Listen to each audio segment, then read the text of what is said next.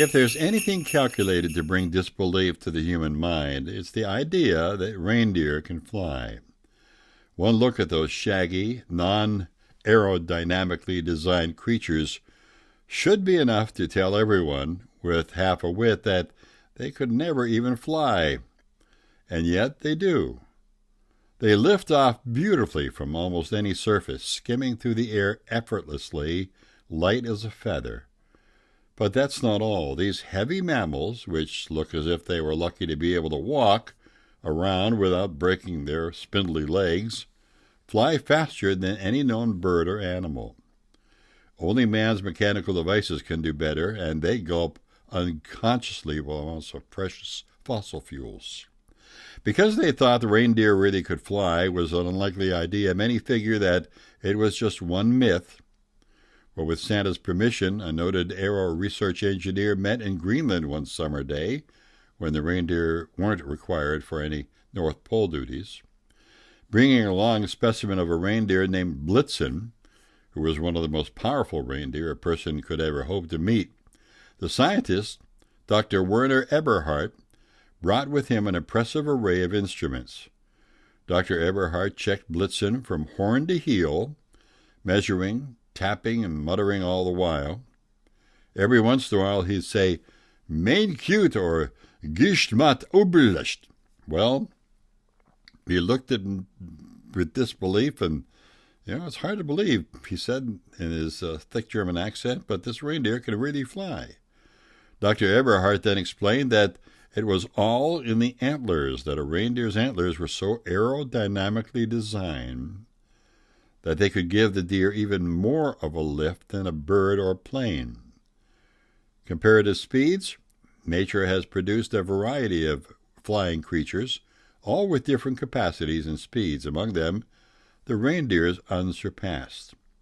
The deer can lift faster, go higher, and maintain a greater consistent velocity than any other flying creature. Honeybee, monarch butterflies, hawk moth, pigeon, 120 kilometers per hour. The aerodynamics of the antler here in a comparative diagram of an airplane wing and a reindeer antler. Notice the similarities as well as the differences. The deer antler's upper arch is more subtle, which increases the speed.